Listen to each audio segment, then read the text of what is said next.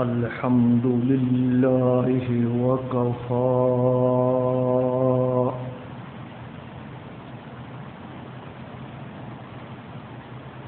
والصلاة والسلام على سيد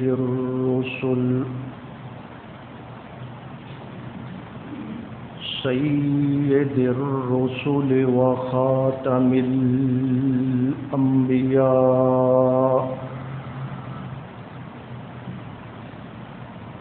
وعلى آله وأصحابه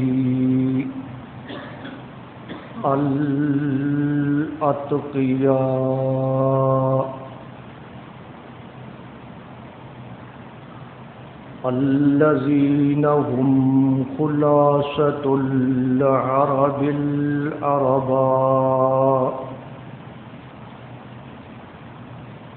وخير الخلائق بعد الأنبياء.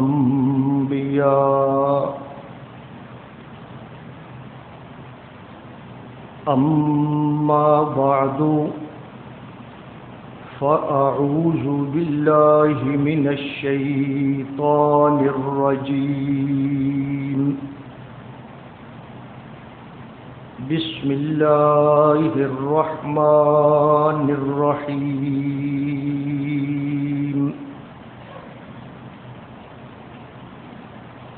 اليوم أكملت لكم دينكم وأتممت عليكم نعمتي ورضيت لكم الإسلام دينا. آمنت بالله صدق الله مولانا العظيم. درود پاک پڑھ لیں.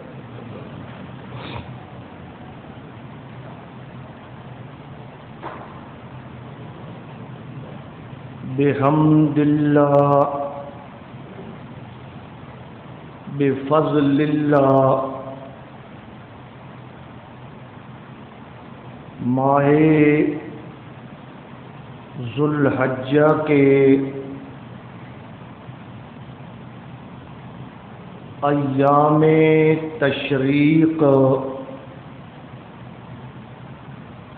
جاری ہیں. اس ماہ مبارک کے اندر حج کے مسائل بھی بیان کیے جاتے ہیں، قربانی کے مسائل بھی بیان کیے جاتے ہیں. میں آج آپ کے سامنے نبی اکرم صلی اللہ علیہ وسلم کا خطبہ حجۃ الوداع جو آپ نے حج کے موقع پر میدان عرفات میں ارشاد فرمایا، اس میں سے کچھ باتیں آپ کے گوش گزار کروں گا. آپ جانتے ہیں کہ پیغمبر علیہ الصلاۃ والسلام نے سن 8 ہجری میں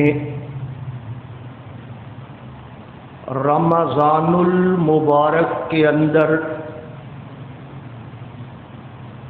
10,000 صحابہ کرام کا لشکر لے کر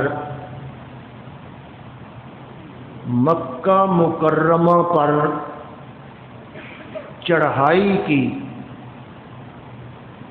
اور اللہ کا فضل یہ ہوا کہ اہل مکہ پریشر میں آ کر، دباؤ میں آ کر لڑائی نہ کر سکے اور بغیر کسی لڑائی کے اللہ تبارک و تعالی نے مکہ مکرمہ فتح فرما دیا۔ یہ تو آپ جانتے ہیں، نبی اکرم صلی اللہ علیہ وسلم بعد ازاں غزوہ حنین کے لیے، غزوہ طائف کے لیے صحابہ کرام کا لشکر لے کر روانہ ہوئے، اور وہاں ان لوگوں کے ساتھ لڑائی بھی ہوئی، اور اللہ تبارک و تعالی نے فتح بھی عطا فرمائی اور مال غنیمت بھی عطا فرمایا۔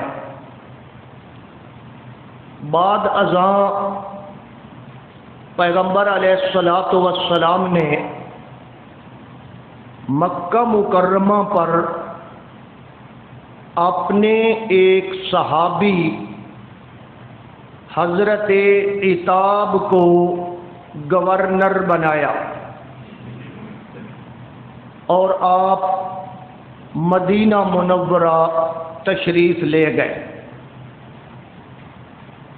رمضان المبارک کے بعد جو حج تھا سن 8 ہجری کا، وہ حضرت عتاب نے پڑھایا۔ اگلے سال سن 9 ہجری میں اللہ تبارک و تعالی نے حج کرنا فرض کر دیا، اور آپ نے اس سال سیدنا حضرت ابی بکر صدیق رضی اللہ تعالی عنہ کو حج کا امیر بنایا، اور سن 9 ہجری کا جو حج تھا وہ حضرت ابو بکر رضی اللہ تعالی عنہ نے پڑھایا۔ اس سے اگلے سال سن 10 ہجری میں نبی پاک صلی اللہ علیہ وسلم نے خود حج کرنے کا ارادہ فرمایا۔ آس پاس کے علاقوں میں اطلاع دے دی گئی، بتا دیا گیا کہ نبی اکرم صلی اللہ علیہ وسلم اس سال حج کے لیے تشریف لے جا رہے ہیں، جو حضرات ساتھ آنا چاہیں تیاری کریں۔ چنانچہ بہت سارے لوگ، تقریباً 1 لاکھ سے بھی زیادہ لوگ مدینہ منورہ کے آس پاس کے علاقوں کے تیار ہو گئے۔ تقریباً نبی پاک صلی اللہ علیہ وسلم کی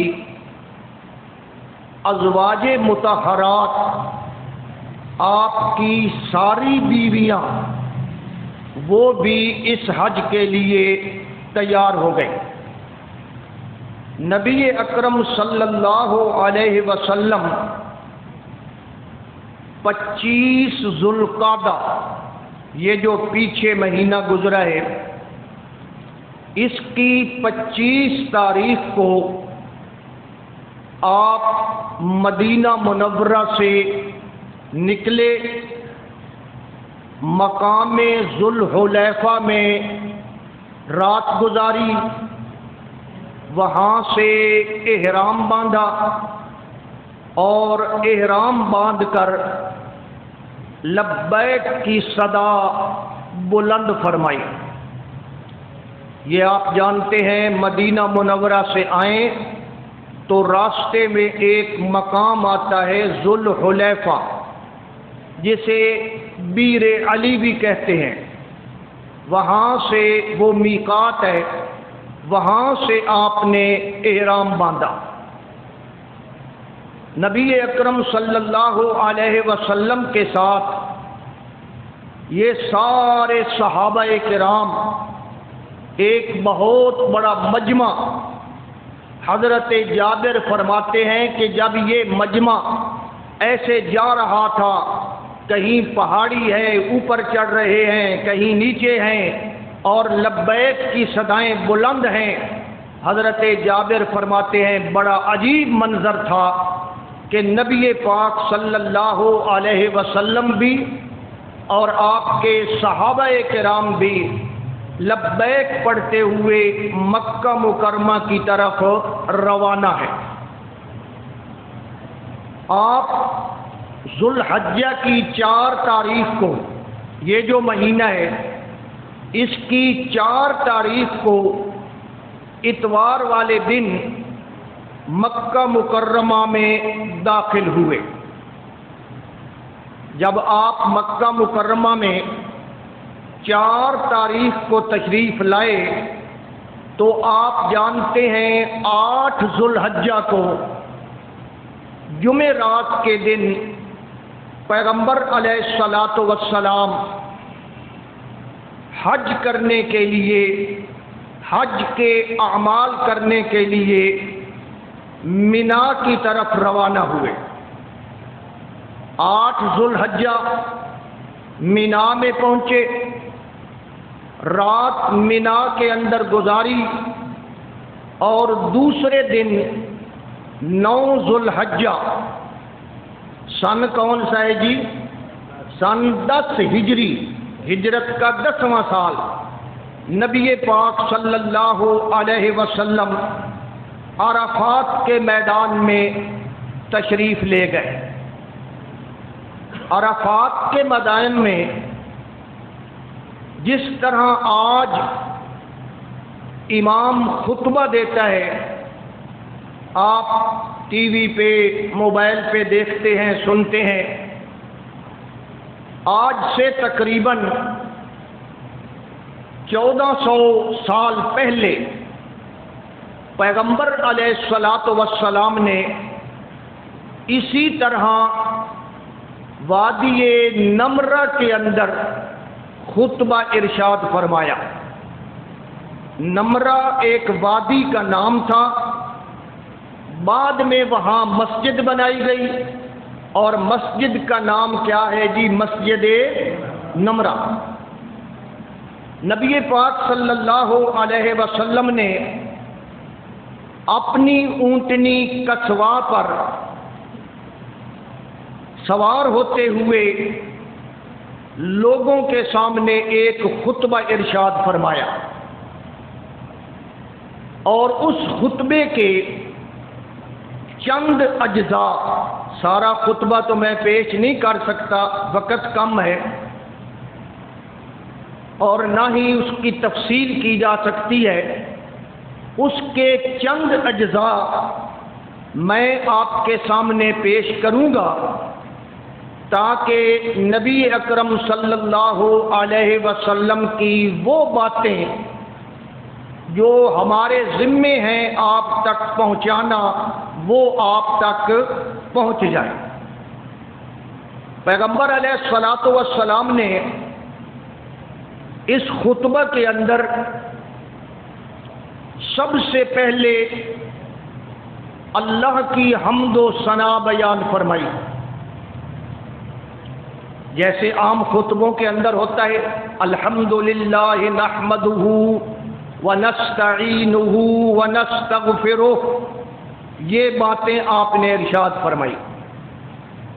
اس کے بعد آپ صلی اللہ علیہ وسلم نے اللہ تبارک و تعالی کی توحید کا بڑے واضح انداز میں اعلان فرمایا۔ فرمایا لا الہ الا اللہ وحدہ لا شریک لہ لہ الملک ولہ الحمد، اللہ کی توحید آپ نے بیان فرمائی۔ اس کے بعد نبی پاک صلی اللہ علیہ وسلم نے سارے مجمع کو خطاب کرتے ہوئے ارشاد فرمایا ایھا الناس، اے لوگو میری بات غور سے سنو،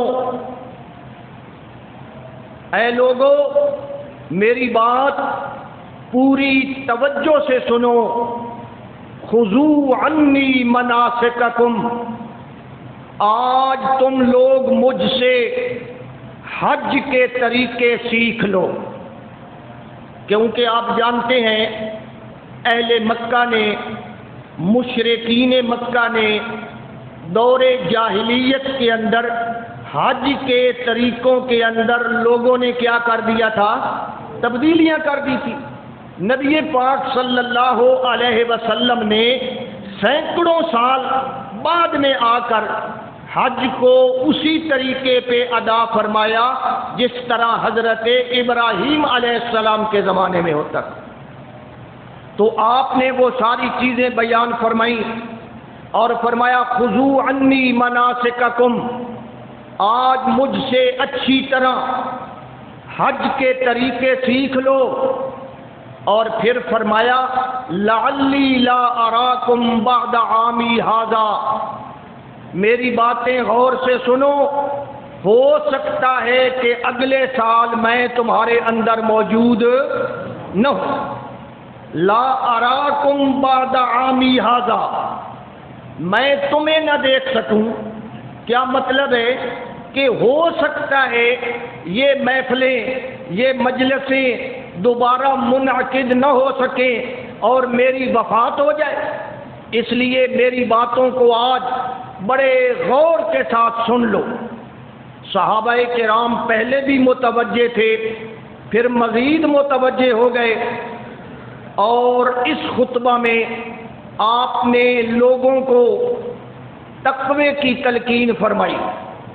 اتقوا اللہ، او لوگو اللہ سے ڈرتے رہنا، اللہ کا تقوی اختیار کرنا۔ اتقوا اللہ فی السر والعلن، ہر حال میں اکیلے ہو یا لوگوں کے سامنے ہو تقوی اختیار کرنا۔ اتقوا اللہ حق تقاتہ ولا تموتن الا وانتم مسلمون، لوگو تقوی کا حق ادا کرو اور مرتے دم تک اسلام کی حالت پر قائم رہنا۔ پھر اسی خطبے کے اندر نبی پاک صلی اللہ علیہ وسلم نے لوگوں کو ان کے حقوق بیان کرتے ہوئے بات ارشاد فرمائی، سمجھایا۔ آپ نے لوگوں سے سوال کیا، او لوگو ایو شہرکم ھذا، آپ جانتے ہو یہ کون سا مہینہ ہے؟ لوگ خاموش ہو گئے کہ شاید اللہ کے نبی کوئی نیا نام رکھیں۔ انہوں نے کہا جی آپ ہی جانتے ہیں۔ آپ نے فرمایا یہ کون سا مہینہ ہے؟ بتایا گیا جی کہ یہ ذو الحجہ کا، حج کا بڑا برکت والا مہینہ ہے۔ آپ نے پھر دوسرا سوال کیا، فرمایا ایو بلدکم ھذا، جانتے ہو یہ کون سا مقام ہے، کون سا شہر ہے؟ لوگوں نے جواب دیا، اے اللہ کے رسول یہ مکہ مکرمہ بلد الامین ہے۔ آپ نے پھر تیسرا سوال کیا، فرمایا ایو یومکم ھذا، آج کون سا دن ہے؟ سارے لوگوں نے عرض کیا اللہ کے نبی آج عرفہ کا دن ہے، دن بھی بڑا مبارک، دن بھی بڑی عظمت والا، اور پھر ساتھ جمعہ بھی تھا، دن بھی بڑی عظمت والا۔ علاقہ مقام بھی بڑی عظمت والا، اور جناب والا مہینہ بھی بڑی عظمت والا۔ آپ نے یہ تینوں باتیں بتا کر ارشاد فرمایا، لوگوں جس طرح یہ مہینہ قابل احترام ہے، جس طرح یہ مکہ مکرمہ کی سرزمین قابل احترام ہے، جس طرح یہ یوم عرفہ قابل احترام ہے، ان دماءکم و اموالکم و اعراضکم علیکم حرام، سن لو اسی طرح تمہارے آپس کے مال، ایک دوسرے کا مال، ایک دوسرے کی عزت، ایک دوسرے کا خون، وہ تمہارے لیے محترم ہونا چاہیے۔ مطلب کیا ہے کہ ایک دوسرے کا خون نہیں بہانا، ایک دوسرے کا مال ناجائز طریقے سے نہیں کھانا، ایک دوسرے کی عزت پر حملہ نہیں کرنا۔ فرمایا ان دماءکم و اموالکم و اعراضکم علیکم کحرمت یومکم ھذا فی شہرکم ھذا وفی بلدکم ھذا، جس طرح یہ مہینہ، یہ مقام قابل احترام ہے، اسی طرح مسلمان کی عزت، مسلمان کا مال، مسلمان کا خون بھی تمہارے لیے قابل احترام ہونا چاہیے۔ حضور نے یہ باتیں ارشاد فرمائی تاکہ مسلمان آپس میں لڑائی وغیرہ نہ کریں۔ پھر آپ نے ارشاد فرمایا، سن لو میری بات غور سے، لا فضل لعربی علی عجمی، آج میں اعلان کر رہا ہوں کسی عربی کو عجمی پر کوئی فضیلت حاصل، عرب والے عربی تھے اور باقی لوگ کیا تھے؟ عجمی، اور وہ اپنے آپ کو ذرا ان سے اونچا سمجھتے تھے کہ ہم عربی ہیں، ہمارا جناب قوم فلانی ہے، جس طرح آج ہوتا ہے ہماری قوم فلاں ہے فلاں ہے۔ آپ نے فرمایا لا فضل لعربی علی عجمی ولا لعجمی علی عربی، کسی عربی کو کسی عجمی پر کوئی فضیلت نہیں ہے، نہ ہی کسی عجمی کو کسی عربی پر فضیلت ہے۔ لا فضل لاسود علی احمر، لا فضل لاسود علی احمر، کسی کالے کو گورے پر کوئی فضیلت حاصل۔ دنیا کے اندر جناب آج بھی لڑائیاں جاری ہیں، میرے نبی نے 1400 سال پہلے فرمایا کہ کالے گورے کا امتیاز ختم ہے۔ ہاں، لا فضل لاسود علی احمر، کالے کو گورے پر کوئی فضیلت نہیں، ولا لاحمر علی اسود، نہ ہی گورے کو کالے پر کوئی مقام حاصل ہے۔ مقام بنے گا تو کس وجہ سے؟ فرمایا الا بدین و تقوی، مقام تمہارا بنے گا تو کس؟ اس بھائی کو جگا دے جی، سو رہا ہے۔ ہاں جی، مقام بنے گا تو کس وجہ سے بنے گا جی؟ وہ دین اور تقوی کی بنیاد پہ بنے گا۔ اور یہ اشارہ ہے قرآن مجید کی آیت کی طرف، یا ایھا الناس انا خلقناکم من ذکر و انثی وجعلناکم شعوبا وقبائل لتعارفوا ان اکرمکم عند اللہ اتقاکم، تم میں سے فضیلت والا وہ ہے جو کہ متقی اور پرہیزگار ہو، جو کہ دیندار ہو۔ دین کی بنیاد پہ فضیلت ہے، رنگ، نسل، قوم، برادری کی بنیاد پر فضیلت حاصل حضور نے واضح طور پر اعلان فرما دیا۔ اور پھر آپ نے اسی طرح سود کا خاتمہ کیا کہ آج کے بعد میں سود کو ختم کر رہا ہوں۔ دیکھو نا، حضور نے صرف ایک اعلان کیا، معاشرے کی جڑوں کے اندر سود ہی سود تھا، سود ہی سود تھا، لیکن آج اللہ کے نبی کو طاقت ملی، نظام ان کے ہاتھ میں آیا۔ اسی لیے تو ہم کہتے ہیں نا کہ نظام جو ہے وہ اسلام کے ہاتھ میں آنا چاہیے، ورنہ میری اور آپ کی یہاں کیا پوزیشن ہے جناب؟ طاقت ملی، حکومت ملی اللہ کے نبی کو، نبی پاک نے فرمایا آج کے بعد میں سود کو ختم کر رہا ہوں، کوئی بندہ سود نہیں لے گا، کوئی بندہ کسی کو سود نہیں دے گا. لا تظلمون ولا تظلمون ان لکم رؤوس اموالکم، اپنی اصل رقم لے سکتے ہو، آج کے بعد میں نے سود کا خاتمہ کر دیا. تو آپ فرمائیں اللہ ہمارے ملک میں بھی کیا کرے جی؟ سود کا خاتمہ فرمائے. پھر حضور نبی پاک صلی اللہ علیہ وسلم نے انتقام کا خاتمہ فرمایا. انتقام ہوتا ہے بدلہ لینا، سار لینا. یہ بھی اس زمانے کی ایک بڑی رسم تھی کہ کسی بندے کا کوئی قتل ہو گیا نا تو دوسری پارٹی جب تک بدلہ نہ لے وہ چین سے نہیں بیٹھتی.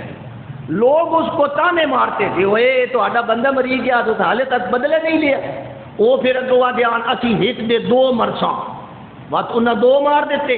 بات اگلا گروپ اٹھیا ہو سکیا جی انہیں ساڑے مارے، یہ سلسلہ کدائی ختم ہو سکتا ہی جی.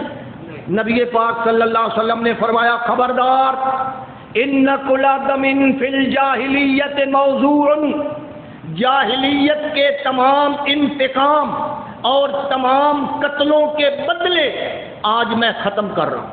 حضور نے ایک اعلان سے سارے ختم کر دی. آج کے بعد کوئی کسی کے جو ہو گیا ہو گیا. آج کے بعد کوئی اس طرح کسی کے قتل کا بدلہ نہیں لے گا. پھر نبی پاک صلی اللہ علیہ وسلم نے اس مجمع کے اندر کمزور طبقے کے حقوق بیان فرمائے، عورتوں کے حقوق بیان فرمائے، غلاموں کے حقوق بیان فرمائے. یہ عورتیں اور یہ غلام کیا تھے؟ کمزور طبقہ. میرے نبی نے 1400 سال پہلے عورتوں کے حقوق بیان فرمائے اور یہ تو آج شروع ہوئے ہیں جناب. حضور نے فرمایا ان لکم علی نسائکم حق ولہن علیکم حق، جس طرح عورتوں پر تمہارا حق ہے اسی طرح عورتوں کا بھی تمہارے اوپر حق ہے. تم ان کے حقوق کی ادائیگی کرو. واستوصوا بالنساء خیرا، عورتوں کے ساتھ اچھا معاملہ کیا کرو. فإنہن عوان عندکم، عورتیں تمہارے پاس اللہ کی امانت ہیں جو تم نے اللہ کا نام لے کر اپنے اوپر حلال کی ہے. نہ جو عورت کے ساتھ جو نکاح پڑھا جاتا ہے وہ اللہ کا حکم ہے، تو اللہ کے حکم سے وہ عورت کیا بن جاتی ہے؟ ہماری حلال ہو جاتی ہے، ہماری تابع ہو جاتی ہے. تو اللہ کے نبی نے فرمایا ان پر ظلم نہ کرنا. پھر فرمایا ارقائکم، اپنے غلاموں کا خیال رکھنا، غلاموں پہ ظلم نہ کرنا. اطعموہم مما تطعمون، وہ لوگوں جس طرح تم خود کھانا کھاتے ہو اسی طرح اپنے غلاموں کو بھی کھانا کھلانا. وکسوہم مما تکسون، جس طرح تم خود کپڑا پہنتے ہو اسی طرح تمہارے غلاموں کا بھی حق ہے. تو یہ غریب طبقے کے حقوق کون بیان کر رہا ہے جی؟ ابھی تو وقت نہیں ورنہ میں ڈیٹیل کے ساتھ بیان کرتا. یہ اللہ کے نبی نے بیان فرمائے. اور اس کے بعد آپ نے ایک اور بات ارشاد فرمائی، وحدت ملت، کہ یہ ساری قوم، یہ سارے مسلمان یہ ایک ملت ہیں. اور اللہ کے نبی نے توحید کا بھی اعلان کر دیا، اشارہ کر دیا، اور ختم نبوت کا بھی اشارہ کر دیا.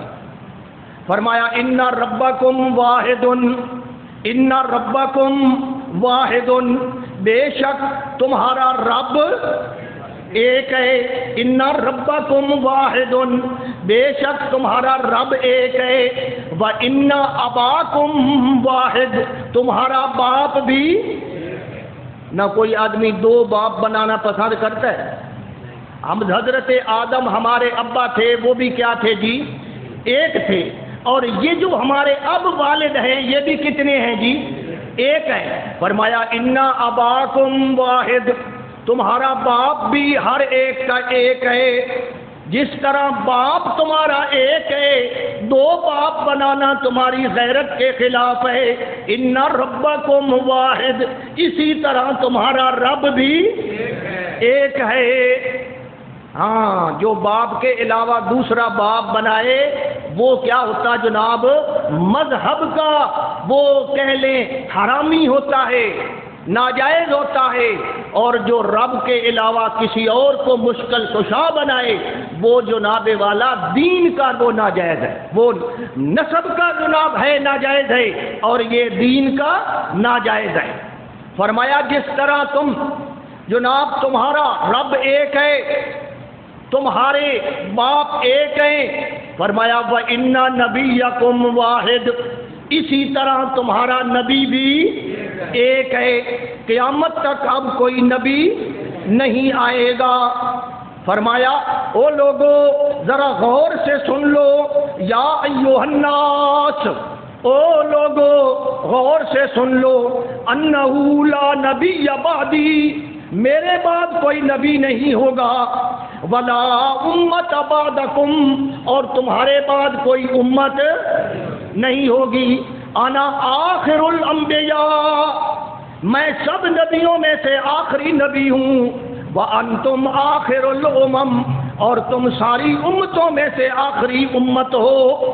یہ آپ نے ختم نبوت کا اعلان فرما دیا، اور پھر آپ نے فرمایا لوگو اگر تمہارے اوپر کسی شخص کو امیر بنا دیا جائے، ذمہ دار بنا دیا جائے، تو اس امیر کی اطاعت کرنا تمہارے اوپر کیا ہے جی؟ لازم ہے۔ ان امر علیکم عبد اسود، اگر تمہارے اوپر کسی بندے کو امیر بنا دیا جائے، امیر کا مطلب ہوتا ہے ذمہ دار بنانا، تو ہر امیر کی اپنی اپنی کیا ہوتی ہے جی؟ رینج ہوتی ہے۔ کیا ہوتی ہے؟ رینج۔ یہ نہیں کہ جیڑا امیر بن گیا جناب والا ساری دنیا وہ تابع ہو جائے، اس کی ایک رینج ہے، اس کی ایک جماعت ہے۔ مثلا میں اشاعت التوحید کا امیر ہوں، تو کن لوگوں کو میری اطاعت کرنا ضروری ہے؟ جو میری رینج ہے نا۔ یہ تو نہیں کہ میں کہوں جی میں امیر نہ میری گل منو، میری گل منو، دعا سمجھو کو مسئلہ۔ ہر ایک کی رینج ہوتی ہے، تو جو امیر جس گروپ کا بنایا جائے، جس پارٹی کا گروپ بنایا جائے، اس پارٹی کو کیا چاہیے؟ اس کی اطاعت کریں۔ اور حضور نے فرمایا ان امر علیکم عبد اسود، اگر تمہارے اوپر امیر بنا دیا جائے، وہ غلام ہو، اسود رنگ بھی اس کا کالا ہو، مجدع اس کا ہاتھ بھی ٹوٹا ہوا، لنجا ہو، لنگڑا ہو، فرمایا کأن رأسہ زبیبۃ، تے سر اس دا انج ہوئے جویں شاہ دولا دی چوئی ہوندی ہے۔ یہ ان لوگوں کو ہمارے عام معاشرے میں کیا سمجھا جاتا ہے؟ گھٹیا۔ بھئی اے بندہ جناب فلانی برادری دا ہے، رنگ دا کالا ہے، اے لنگڑا ہے، اے لنجا ہے، ادھا جناب سیر ایڈو سارا ہے، یعنی عام معاشرے میں ان کو کیا سمجھا جاتا ہے؟ گھٹیا۔ حضور یہ مثال دے رہے ہیں، ان امر علیکم عبد اسود حبشی، اگر تمہارے اوپر حبشی کالے رنگ کا اور چھوٹے سر والا امیر مقرر کر دیا جائے، شرط یہ ہے یقودکم بکتاب اللہ، وہ امیر تمہیں اللہ کی کتاب کے مطابق چلائے۔ اے نہیں با امیر اور جناب رب دی کتاب نو چھوڑ کے تے اور جناب چکر ہی تڑے ہوئے ہون۔ یقودکم بکتاب اللہ، وہ تمہیں کتاب اللہ کے مطابق چلائے، اسمعوا لہ واطیعوہ، اس کی بات سننا بھی تمہارے اوپر لازم، اور اس کی بات ماننا بھی تمہارے اوپر لازم ہے۔ پھر آپ نے ارکان اسلام بیان فرمائے، فرمایا الا او لوگو خبردار، فاعبدوا ربکم، اپنے رب کی عبادت کرتے رہنا، وصلوا خمسکم، 5 وقت کی نمازیں ادا کرتے رہنا، وصوموا شہرکم، رمضان کے روزے رکھتے رہنا، وادوا زکات اموالکم، اپنے مالوں کی زکات دیتے رہنا، وتحجوا بیت ربکم، اور اپنے رب کے گھر کا حج کرتے رہنا، واطیعوا ولاۃ امورکم تدخلوا جنت ربکم، اپنے اپنے امراء کی اطاعت کرتے رہنا، اللہ کی جنت تمہاری منتظر ہوگی۔ فرمایا اگر تمہارا عقیدہ اور ایمان ٹھیک ہے اور تم نماز روزے کی پابندی کرتے ہو تو کہاں جاؤ گے؟ اللہ کے فضل سے سیدھے جنت میں جاؤ گے۔ اور پھر آپ نے فرمایا بڑی اہم بات ہے جو آپ نے ارشاد فرمائی، فرمایا میری بات غور سے سنو، او لوگو میری بات غور سے سنو، ترکت فیکم امرین، ترکت فیکم امرین، میں تمہارے اندر دو چیزیں چھوڑ کر جا رہا ہوں۔ چیزاں تو نبی پاک ڈھیر ساریاں چھوڑ کے گئے، لیکن بنیادی چیزیں کتنی ہیں جی؟ دو۔ میں تمہارے اندر دو چیزیں چھوڑ کر جا رہا ہوں، ما ان تمسکتم بہما لم تضلوا بعدی، میں آج تمہارے سامنے اعلان کر رہا ہوں اگر بنیادی طور پر ان دونوں پر کاربند رہو گے تو کبھی تم گمراہ ہو سکتے، تمہارے پاس گمراہی نہیں آئے گی۔ ما ان تمسکتم، انہاں دوہاں شیاں نو جفا ماری رکھیا ہے، انہاں نو چھوڑنا نہیں۔ حضور نے فرمایا کتنی تاکید فرمائی، اور پھر گارنٹی دی، گارنٹی، اور کوئی گارنٹی دے سکتا ہے جی؟ حضور نے گارنٹی دی، لن تضلوا بعدی، میرے بعد تم گمراہ نہیں ہوگے۔ وہ دو چیزیں کون سی ہیں؟ فرمایا ان میں سے ایک چیز ہے کتاب اللہ۔ ہن دسو جی، ہن ناراض نہ ہوئے آئے بات میں گل تو کرنی ہے، کیونکہ میں مبلغ ہاں، تبلیغ کرنا میرا فرض ہے، اور میں گل اگاں پہنچاونی ہے یا نہیں پہنچاونی؟ پہنچاونی ہے، سچی سچی پہنچاونی ہے یا کچھ لکاونی ہے؟ سچی سچی، ہاں جی۔ فرمایا خبردار، میں تمہارے اندر دو چیزیں چھوڑ کر جا رہا ہوں، پہلی چیز ہے کتاب اللہ، اللہ کی کتاب، اللہ کی کتاب، اس کے مطابق چلو، اس کے مطابق عقیدہ بناؤ، اس کے مطابق اپنے اعمال بناؤ، اور اس کو اپنے دین و مذہب کی بنیادی کتاب سمجھو۔ اسلام دے مذہب دی بنیادی کتاب کیڑی ہے؟ یہ اللہ دا قرآن۔ ساری دنیا ہندو کو پوچھو بھی آپ اللہ دا قرآن ہے، عیسائی کو پوچھو بھی آپ انہاں دی بنیادی کتاب کون سی ہے جی؟ تو اس کو بنیاد مانتے ہوئے بنیاد بناؤ، اس پہ عقیدہ اور عمل بناؤ۔ فرمایا ایک چیز تو اللہ کی کتاب ہے، اور دوسری فرمایا وسنت نبی، یہی دوسرا اللہ کے نبی کی سنت اور طریقہ ہے۔ یہ دو بنیادی چیزیں ہیں۔ یہ دو کیا ہیں جی؟ اس کے بعد اگلی دو چیزیں آتی ہیں، اطاعت صحابہ یا اجماع امت اور قیاس مجتہد، یہ اگلی چیزیں ہیں۔ بنیادی چیزیں کتنی ہیں جی؟ دو۔ تو آج ہم یہی تو دعوت دیتے ہیں کہ آؤ اللہ کے قرآن پہ اکٹھے ہو جائے، اور نبی کی سنت پہ اکٹھے ہو جائیں۔ نہ جو قرآن کی طرف دعوت دیتا ہے وہ فرقہ واریت کی دعوت دیتا ہے، فرقہ واریت قرآن کے علاوہ جو چلتا ہے وہ فرقہ واریت ہوتی ہے۔ فرمایا خبردار، میں تمہارے اندر نہ یہ جو قرآن ہے اس کی میں یہاں بیٹھا ہوں، میں اس کے اوپر ہاتھ رکھ کر گواہی دے سکتا ہوں، گارنٹی دے رہا ہوں، گارنٹی کہ جو بندہ اس کتاب پر چلے گا، اس کتاب کے مطابق اپنا عمل عقیدہ بنائے گا، وہ اللہ کے فضل سے جنت میں جائے گا۔ گارنٹی دے رہے ہیں کہ نہ دے رہے؟ کسی اور کتاب دی کوئی بندہ جنا اٹھ کے گارنٹی دے سکتا ہے کہ دے کسی کتاب کی؟ تو پھر مرکزی کتاب ہماری کون سی ہے؟ پھر بنیادی طور پر کس کتاب کو ہم نے فالو کرنا ہے جی؟ کتابیں ساری اچھی ہیں، میں نے بھی کتابیں لکھی ہیں، وہ سمجھو خدا کے بندو، وہ ساریاں کتاباں اس کتاب دے تلے، اس کتاب کے تابع ہیں، اس کتاب کے نیچے ہیں، اور بنیادی اور مرکزی کتاب کون سی ہے؟ کتاب اللہ، کتاب اللہ، اللہ کی کتاب۔ اور پھر نبی پاک صلی اللہ علیہ وسلم نے فرمایا تبلیغ کی ذمہ داری، یہ ساری باتیں آپ نے ارشاد فرمائی، اور اس کے بعد آپ نے ارشاد فرمایا کہ آج میں تمہارے سامنے یہ باتیں کر کے جا رہا ہوں۔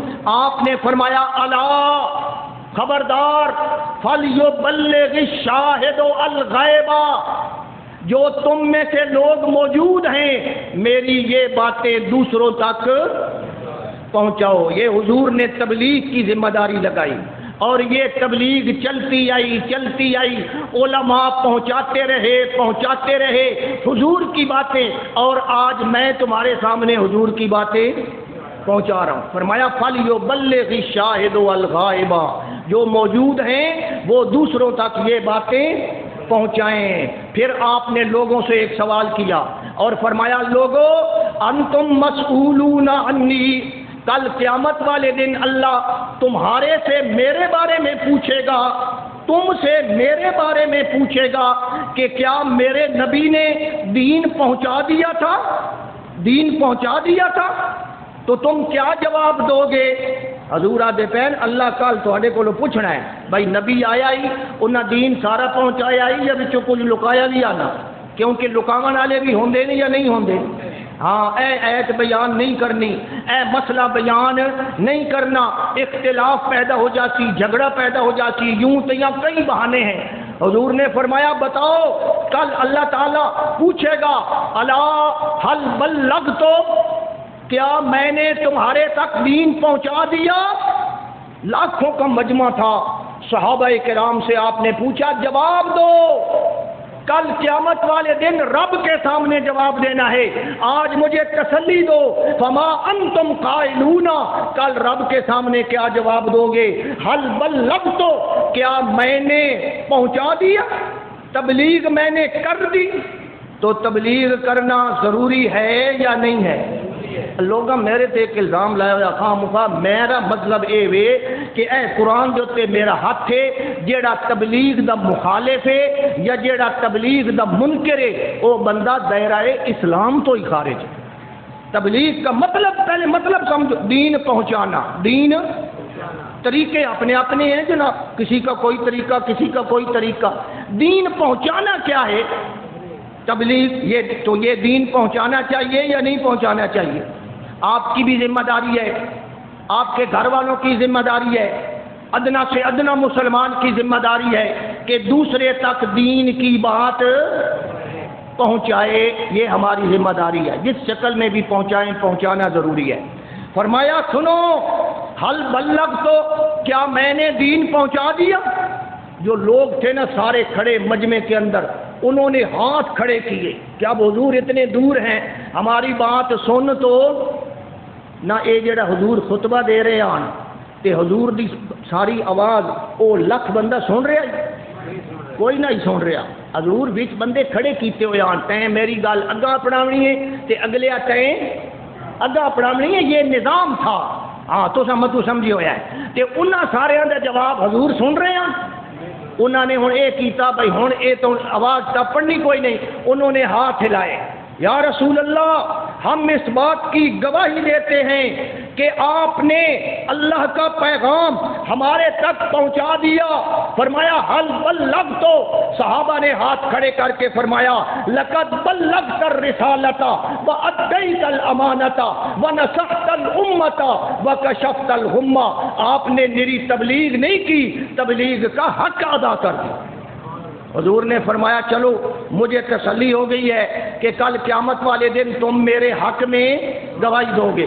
اور پھر حضور نے یہ شہادت کی انگلی اوپر اٹھائی اور اس طرح کیا اور اوپر آسمان کی طرف انگلی کر کے فرماتے ہیں اللہم اشہد، اللہم اشہد، یا اللہ تو گواہ ہو جا، یا اللہ تو گواہ ہو جا، میں نے ان لوگوں تک تیرا دین پہنچا دیا ہے، میں نے کوئی کمی نہیں چھوڑی، کوئی چیز چھپائی نہیں ہے۔ یہ باتیں کر کے اللہ کے نبی صلی اللہ علیہ وسلم نے فرمایا او لوگو استودع اللہ دینکم و امانتکم و خواتیم اعمالکم، میں آج تمہیں اللہ کے سپرد کرتا ہوں، تمہارا دین، تمہاری امانتیں، تمہارے خاتمہ اعمال کو خدا کے حوالے کرتا ہوں۔ اور پھر فرمایا والسلام علیکم ورحمۃ اللہ، آپ نے سلام دیا، پیش کیا، اور اس کے بعد یہ خطبہ ہے نبی پاک صلی اللہ علیہ وسلم کا جو آپ نے عرفات اور منا کے میدانوں میں دیا۔ منا میں بھی آپ نے کچھ تقریر فرمائی، مزدلفہ میں بھی آپ نے تقریر فرمائی۔ تو یہ ان باتوں میں سے چند باتیں میں نے آپ کے سامنے عرض کی ہے، ہمیں ان پر عمل کرنا چاہیے یا نہیں کرنا چاہیے؟ جو حضور نے فرمایا تھا فَلْيُبَلِّغِ الشَّاهِدُ الْغَائِبَ، جنہاں یہ گلاں معلوم ہو گئیاں اگلیاں نوں، ہن میں تو پہنچائیاں یا نہیں پہنچائیاں کہ میں تبلیغ کر رہا یا کوئی نہ کر رہا۔ تسی اگاں تبلیغ کرے سو یا گلاں اگلے پہنچے سو، یہ ذمہ داری ہے قیامت تک۔ اور پھر آج کے دن 5 گھنٹے نبی پاک صلی اللہ علیہ وسلم نے دھوپ میں کھڑے ہو کر دعائیں مانگی، میدان عرفات میں آپ نے وقوف فرمایا، 5 گھنٹے حضور دعائیں مانگتے رہے۔ اور عصر کے وقت اللہ تبارک و تعالی نے قرآن مجید کی آیت نازل فرما دی، اسی دن 10 ذو الحجہ جمعہ کے دن، الیوم اکملت لکم دینکم واتممت علیکم نعمتی ورضیت لکم الاسلام دینا، آج کے دن میں نے تمہارا دین تمہارے لیے مکمل کر دیا۔ آج دین مکمل ہو گیا، نعمت مکمل ہو گئی، اور آج کے بعد اللہ تبارک و تعالی نے ایک مہر لگا دی کہ وہ دین جو حضرت آدم علیہ السلام سے چلا تھا وہ چلتا رہا، اس کے اندر جناب تھوڑی بہت تبدیلی بھی ہوتی رہی، لیکن آج کے دن کیا ہوگا؟ اکملت لکم دینکم، تمہارا دین کیا ہو گیا جی؟ مکمل ہو گیا۔ جب مکمل ہو گیا تو اس میں کچھ تھوڑا سا اضافہ اور تھوڑی سی چینجنگ کرنے کی گنجائش ہے جی؟ وَأَتْمَمْتُ عَلَيْكُمْ نِعْمَتِي، اور جناب والا نبی پاک صلی اللہ علیہ وسلم پر یہ آیت نازل ہوئی۔ ٹائم زیادہ ہو گیا ہے، اللہ مجھے آپ کو عمل کی توفیق عطا فرمائے۔ وآخر دعوانا ان الحمد